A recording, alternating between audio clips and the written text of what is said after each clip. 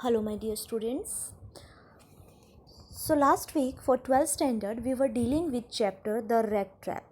So, half of the chapter we have already discussed how a vagabond, a peddler, a tramp who was selling rat traps always thought ill about the world, and how he has stolen the money of a poor crofter who sheltered him, given dinner to him, and how he robbed that man. So, if you are not clear about this story, I request you to go in the first part. Please study that first, only that you'll get to know what happened later in the chapter. As I told earlier also that this is a very interesting chapter. You will like it, you will love it if you study it minutely. So, we know that the peddler has lost the way in the woods, and now he is all tired. He was not finding the way to come out of that forest, that wood, and he fell on the ground by dehydrating. And it was already evening, and he was afraid of having wild animals, and he was shivering also because it was cold outside. And all of sudden, he listened the noise of what iron mill. So he went towards the direction, and finally he got a shelter there, where in the forge and where in the iron mills were iron master, sorry, not iron master, one blacksmith was working. And he seek permission to stay there, to take shelter at the night. And very haughtily, very unwillingly, I can say that blacksmith allowed this peddler to stay there. So this is the page number 36 of your book, and please start from the third paragraph from the top. The tramp didn't say anything. The tramp didn't say anything. Why? Either he had not come there to talk, but only to warm himself and sleep. As the blacksmith, he very haughtily nodded, given consent to the peddler to stay in the forge. So he didn't mind it at all, because he wasn't there to talk. He just came to warm himself and to sleep. This is the turning point in the story. This is the biggest mistake, I can say that, or a good thing that happened in his life, that we'll get to know later. In those days, some pronounce it Ramsko, I am pronouncing it Ramsjo. Please, again and again, I am repeating the pronunciation of the names, especially name of a place, name of a person, can be different in the different accents. In those days, the Ramsjo iron mill was owned by a very prominent iron master. So now, more entries there in the chapter. So Iron Master, the owner of that iron mill, he was an honorable man, and he was a very prominent iron master, very well known, whose greatest ambition was to ship out good iron to the market. And what was his ultimate aim? To ship out, to provide good iron to the market, and he wanted everything nice in his mill. So he worked according to that. He watched both night and day to see that the work was done as well as possible. So, both at the night and at the day, he usually takes the round to see everything is going good in his this mill or not. And at this very moment, he came into the forge on one of his nightly rounds of inspection. So, now what happened, student? When this tramp took shelter there, he wanted to warm himself, he wanted to take shelter at the night, so he took rest there. And now this iron master, the owner of this iron mill, he came to came for inspection to check is everything going all right in the forge or not. Naturally, the first thing he saw was the tall ragamuffin, again peddler. So many synonyms are used for this man. So naturally, the first thing he saw was the tall ragamuffin, who had eased his way so close to the furnace that steam rose from his wet rags. Now, see, students, see the condition. Wet rags, his clothes were wet. Why wet? Because it was cold outside. Fine. And mist, you can say that. So his clothes were wet, he was shivering, so he just lay down near the furnace, and because of the steam that was coming out of furnace, his wet rags were uh, leaving steam. Fine. The iron master didn't follow the example of blacksmith who had hardly designed to look at the stranger. So now, as blacksmith didn't bother to know much about this ragamuffin or this peddler, tramp, vagabond, whatever you say, but this iron master, what he did, he walked close up to him, looked him over very carefully. He examined that who this stranger is, who is taking rest in my forge. So he looked him very carefully, then tore off his slouch hat to get a better view of his face. Slouch hat, he put his hat on the face to have a better sleep. So he removed that hat to see betterly the face of that man, that who is he. But of course it is you, Niels Wolf, he said. How do you look? Now see student, this is another big twist in the story. After watching his face, what he said, oh, Niels Wolf, how do you look? It means that he thought that this man is someone his own acquaintance. So he has mistaken it because it was dark and very unclear, not everything was not visible, so he misinterpreted this poor vagabond to his a well-known acquaintance whose name was Niels Olf. The man with the red traps had never before seen the iron master at Ramsko and didn't even know what his name was. The man was shocked that why he is taking this name and why he is calling me by this name. But it occurred to him that if the fine gentleman thought he was an old acquaintance, he might perhaps thrown him a couple of kroner. As he was a thief, he was a beggar. What he thought? He thought that if he has mistaken me, then he might give me some couple of kroner. Kroner again, I am saying currency. Therefore, he didn't want to undeceive him at all at once, and that's why he didn't told him that sorry, excuse me, I'm not that person whom you are thinking. But he didn't do that. Yes, good knows things have gone downhill with me, he said. Now what he said? He said, yes, something went wrong with me, that's why I am looking like this. You should not have resigned from the regiment, said the iron master. From here we are having idea that this Niels Olf is some commander or some officer in the army. So now the iron master is saying you shouldn't have resigned from the regiment. This was the biggest mistake that you have done.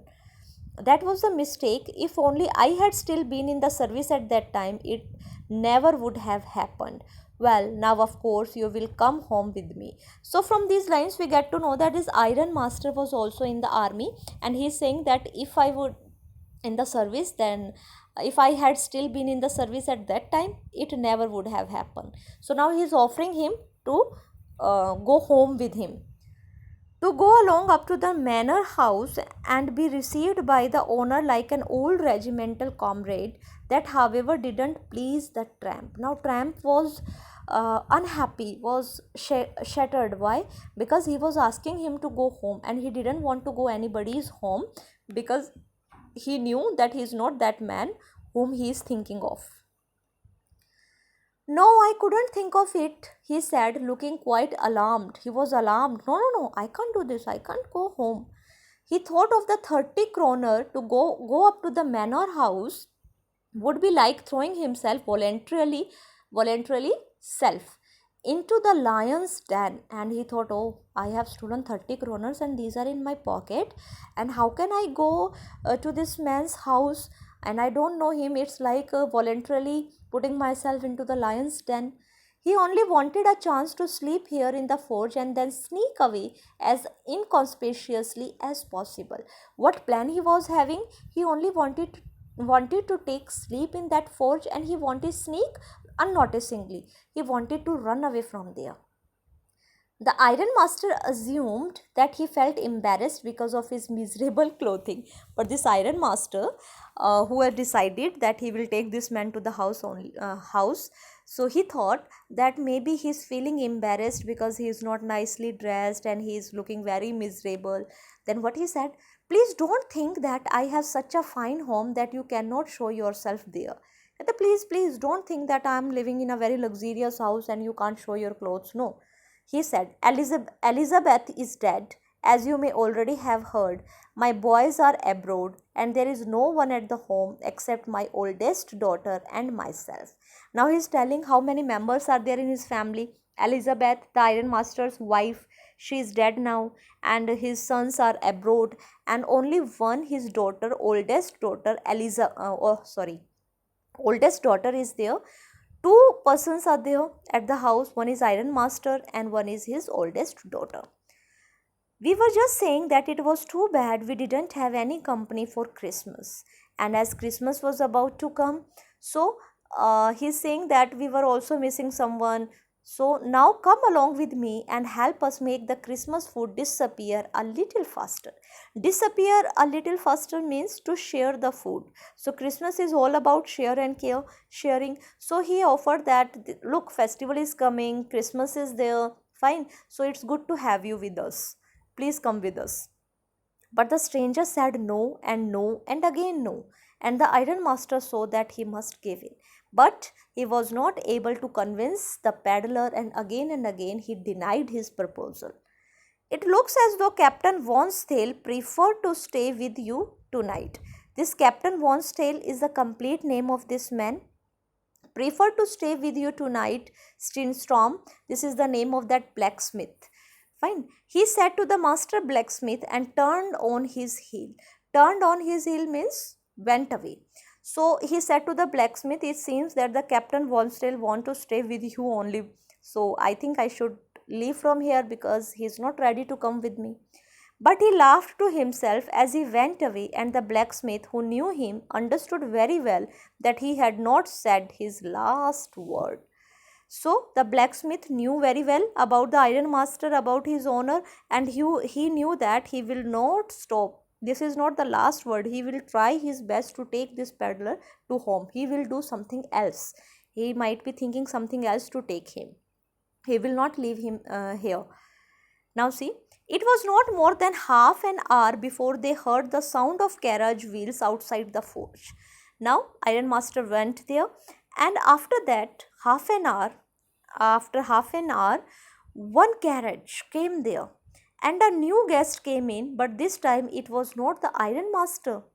He had sent his daughter, apparently hoping that she would have better power of persuasion than he himself. So now what happened, student? This Iron Master went home. He discussed everything with his daughter, and this daughter came there to take that stranger at home. And that is not a stranger for them because they thought that the man is Captain Wonsdale. So somehow they were trying to take him to the home. She entered followed by a valet. Valet is a helper, servant or maid, we can say that, carrying on his arm a big fur coat. And that valet was having a big fur coat. Why? Because it was cold outside.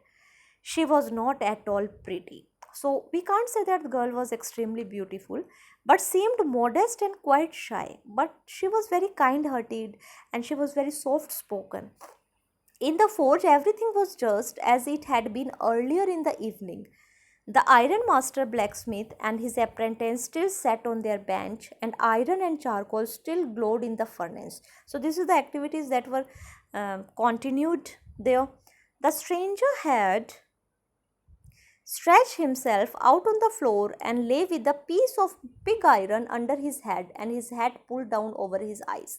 So again, by putting the hat on his face, he was lying down. As soon as the young girl caught sight of him, she went up and lifted his head. The man was evidently used to sleeping with one eye open. Why one eye open? Because he was a thief and he used to sleep very attentively. He jumped up abruptly and seemed to be quite frightened. And by seeing that girl, he was little frightened. "My name is Adela Williamson," said the young girl. "My father came home and said that you wanted to sleep here in the forge tonight, and then I asked permission to come and bring you home to us. I am so sorry, Captain, that you are having such a hard time." So these are the wordings. I hope you understood. She looked at him compassionately with her heavy eyes, and then she noticed that the man was afraid. Either he has stolen something or else he has escaped from jail. So this girl, this Adela, this girl is highly intelligent girl. She looked in the eyes of that peddler and she understood something is wrong with this man. She thought and added quickly, "You may be sure, Captain, that you will be allowed to leave us just as freely as you came. Only please, only please stay with us over Christmas Eve." So she consoles that man that will not stop you.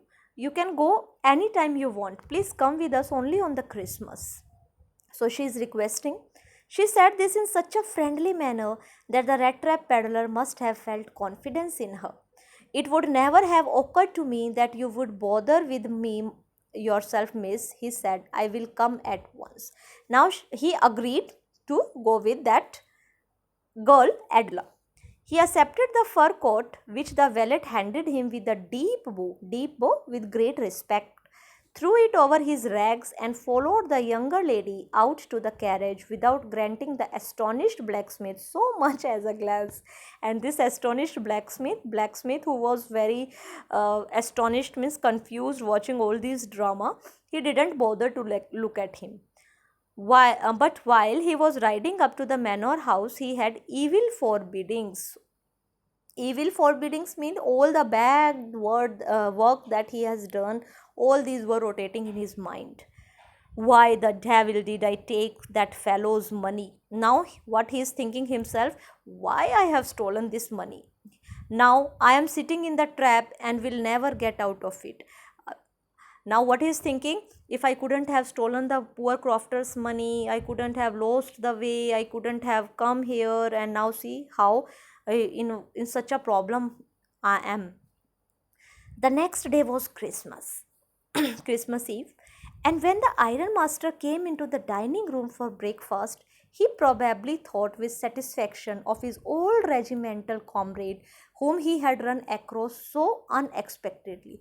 Now, students, see what happened. The next day, it means morning, and in the breakfast at the breakfast table, this iron master was thinking about his old acquaintance, old regimental comrade, and he is thinking about him. And he is still sleeping. He is about to come to the dining room.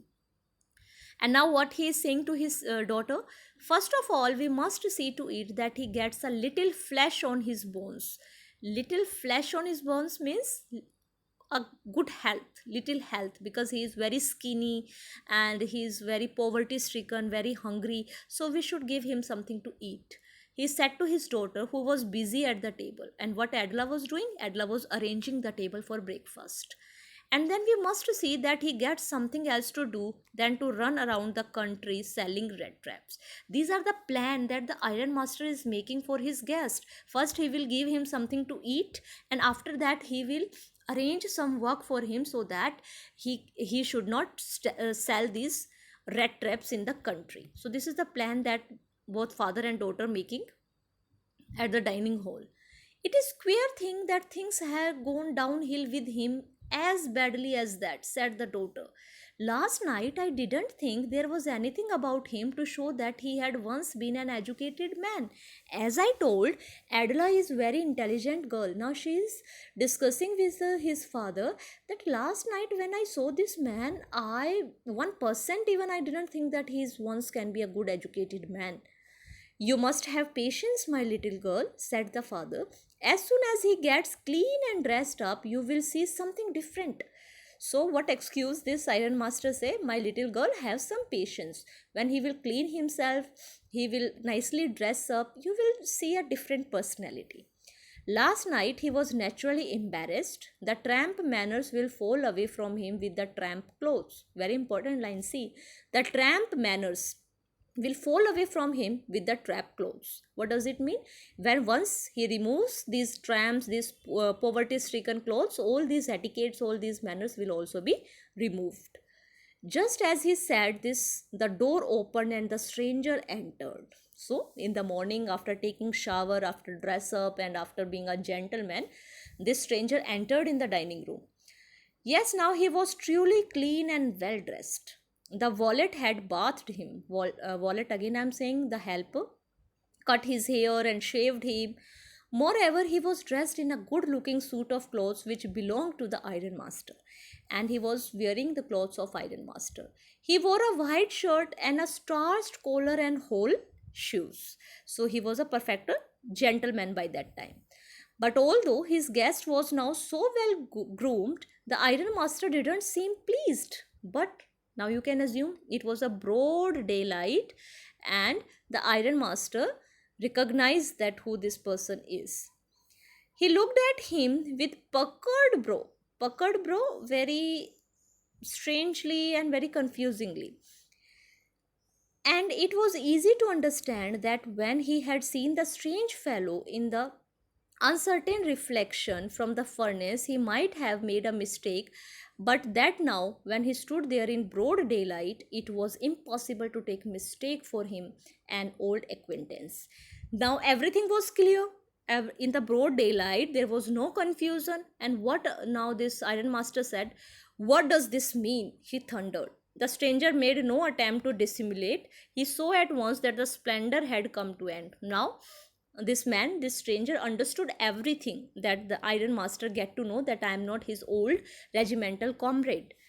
"It's not my fault, sir," he said. "I never pretended to be anything but a poor trader, and I pleaded and begged to be allowed to stay in the forge. But no harm has been done. At worst, I can put on my rags again and go away." Now he said, "Sir, please, I have never pretended to show me what I am not. Nothing has harm. I'll just put up my rags again and I will go." "Well," said the ironmaster, hesitating a little, "it was not quite honest either. You must admit that, and I should not be surprised if the sheriff police would like to have something to say in the matter." So he said that this is not honest from your side also, as I agree that I have mistaken, but you should have concealed your identity.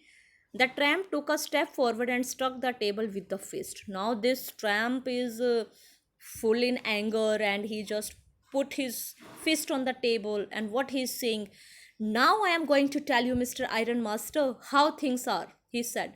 "This whole world is nothing but a big rat trap." His own idea, his own theory, he's explaining out of anger there.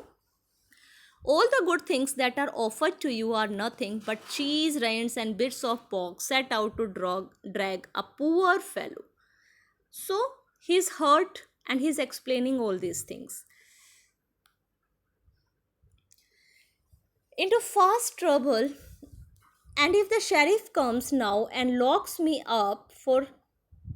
Yes, from here.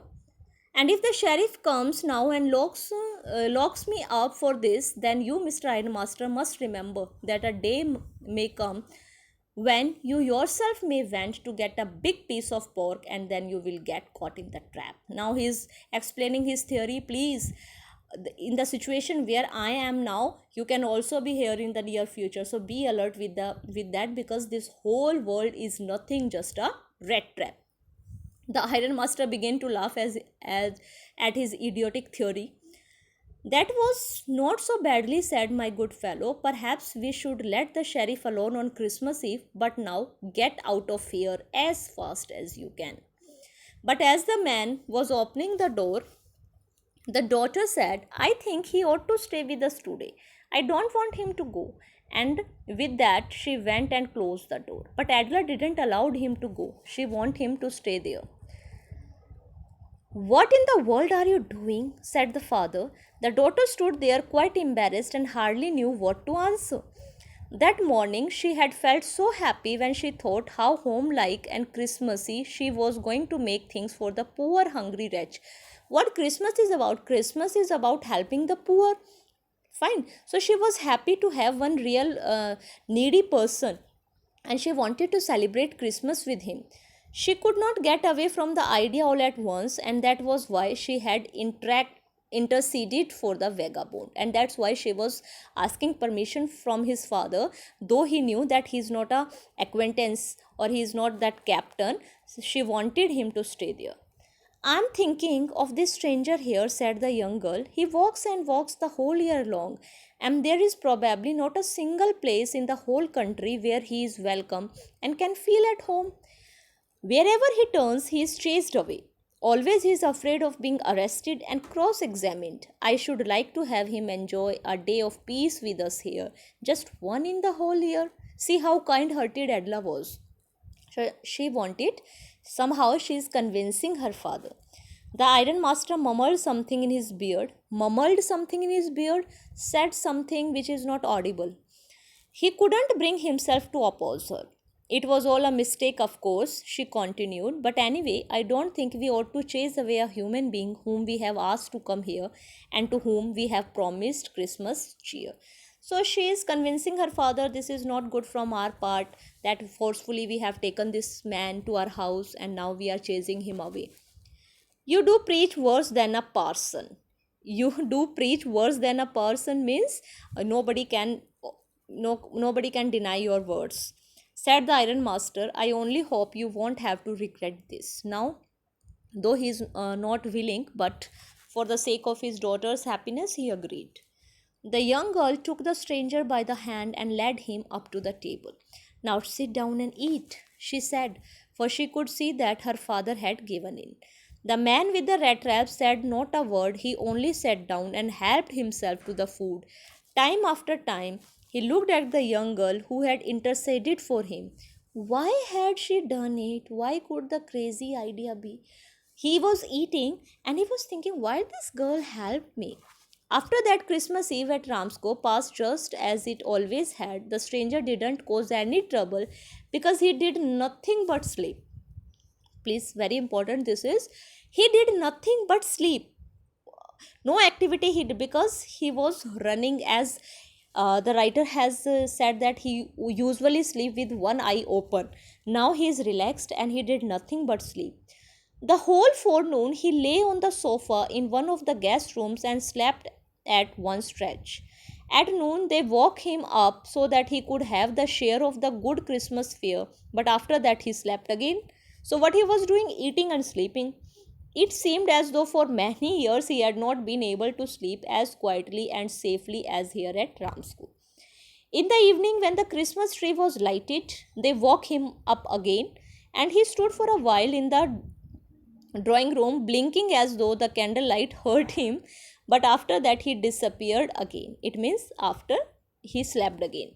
2 hours later, he was aroused once more. He then had to go down into the dining room and eat the Christmas fish and porridge. So it means they were waking him up only for eating. As soon as they got up from the table, he went around to each one present and said thank you and good night. But when he came to the young girl, she gave him to understand that it was her father's intention that the suit which he wore was to be Christmas present.